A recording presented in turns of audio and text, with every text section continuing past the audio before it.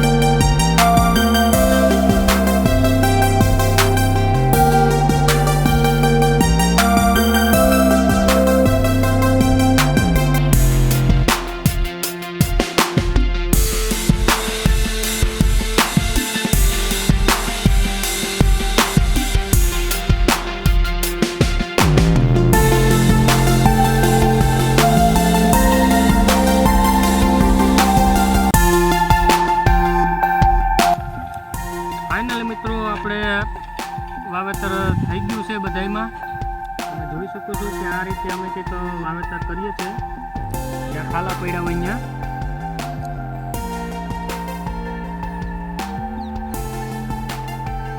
આ બધું આખું અમે વાવેતર કરી દીધું છે. કાપા બતાવી દીધો. મિત્રો, તો વિડીયો બન્યા રહેજો.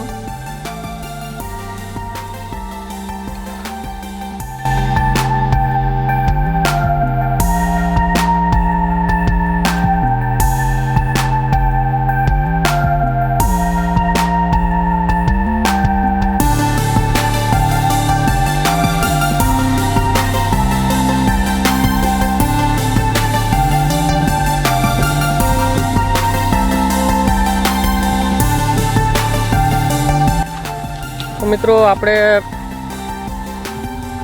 ખેતરમાં મગફળીનું વાવેતર કરીને અત્યારે શેઢા બાંધે આપણે આવી ગયા છે. જોઈ શકો છો કે આપણે આ ગલકા અને સીબડાનું વાવેતર કરવાનું છે. આપણે આ સીબડા અને આ ગલકા વાવેતર કરવાનું છે. મિત્રો, બન્યા રહેજો. મિત્રો,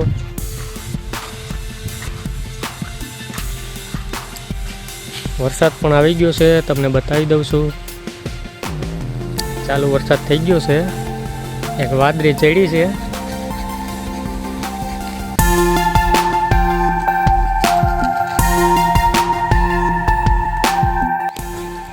મિત્રો આપણે સીબડાનું બિયારણ વાવી દઈએ.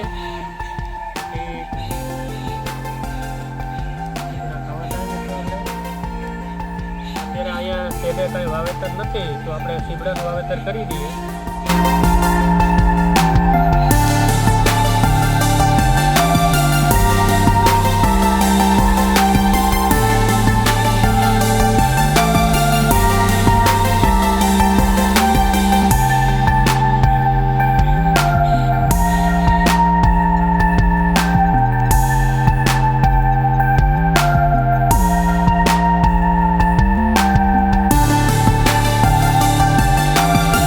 ફાઇનલી મિત્રો આપણે આખા ખેતરનું કામ પૂરું થઈ ગયું છે. મિત્રો તમે જોઈ શકો છો કે આ બધીમાં આપણે જ્યાં જ્યાં ખાલામાં મગફળીમાં પડ્યા હતા તો એમાં આપણે મગફળીનું વાવેતર કરી દીધું છે.